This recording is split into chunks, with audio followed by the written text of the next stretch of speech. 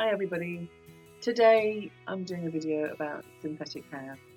I have alluded to the fact that I own a lot of hair pieces, and I thought it's about time I showed you some of them and some of the reasons why I don't wear them anymore.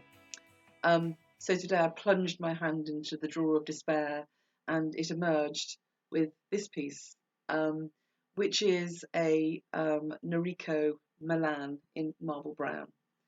And I remember everything about it because I can't tell you how pleased I was to find this piece those years ago. And there were a couple of reasons for that.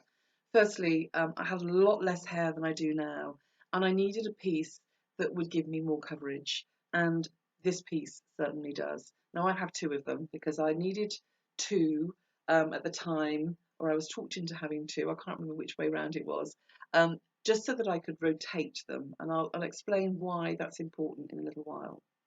So just to show you and perhaps give you a direct comparison to between a Betsy and an Enrico Milan. So this is my second piece, and you'll see that it has a rather large base cap, which at the time I needed because I had less hair here than I do now. And it has the transparent crown, the parting, which was great, and the clips, marvelous. But as you can see, it's huge, massive.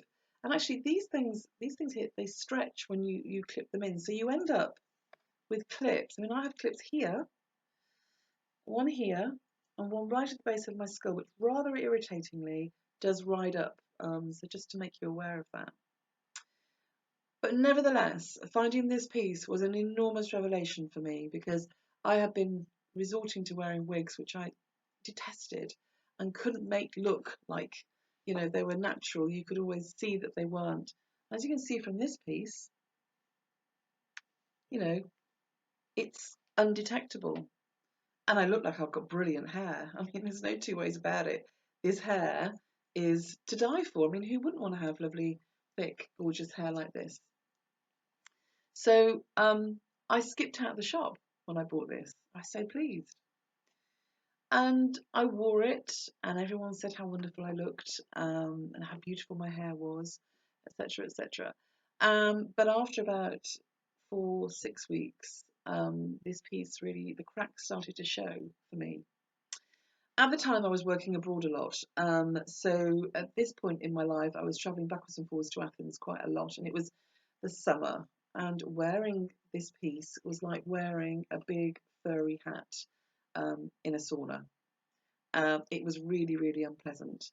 And it was also at that time I realised that I had a problem wearing synthetic hair. I have a problem actually wearing synthetic anything, but having something like this, having plastic so close to my skin, was really beginning to irritate me. I was coming out in rashes wherever it touched me, and even now, just wearing it, my eyeballs are itching. Just remembering how that felt, and it touches your face quite a lot, so I'd always be scratching at my face. So clearly, this wasn't going to be the piece for me. Nevertheless, I didn't have any choice. I had to keep wearing it until I found something better. Then the real problems began, and I'll just demonstrate to you here. This piece is very difficult to secure on your head. If you go out dancing and you shake your head around, it moves. It moves. And rather ironically, it started to damage my hair. The friction was damaging, was ripping my very precious natural hair and causing problems against the skin on my scalp as well. I'd have big red, sometimes bloody marks on my head from where I'd had to clip it in. Trying to clip it in was very difficult to make it even just the least bit secure. So to wear this piece, you need to have quite a lot of hair. Now, which will be fine if you don't have a lot of hair here and your hair here is fairly thick and you can get the sort of grip that you need. This piece will work wonderfully. And believe me, this is a massively popular piece. And I know why, because it looks brilliant. And there are women all over the world who absolutely love this piece and love wearing it. But there's the rub, because I when I got back to the UK, I was on a train, and this was the nail in the coffin for me. I was on a train, and just in my eye line, over the other side of the aisle, was another lady wearing exactly the same piece in exactly the same colour. And I remember sitting there and thinking to myself, I don't want to be a person that looks like everybody else. I want to look like me. And the reality of a piece like this is that this hair wears me. I don't wear this hair. I would never wear my hair like this.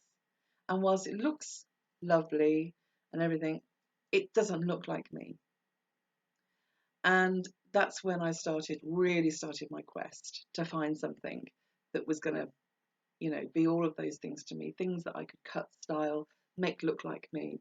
And thank goodness, after resorting back to a wig for a few months, my hair gathered itself together and started to sort of, again, not a lot of it, but enough of it for me to then, when I did find Betsy, a much less dense piece, when I did find her, to be able to wear her full time instead.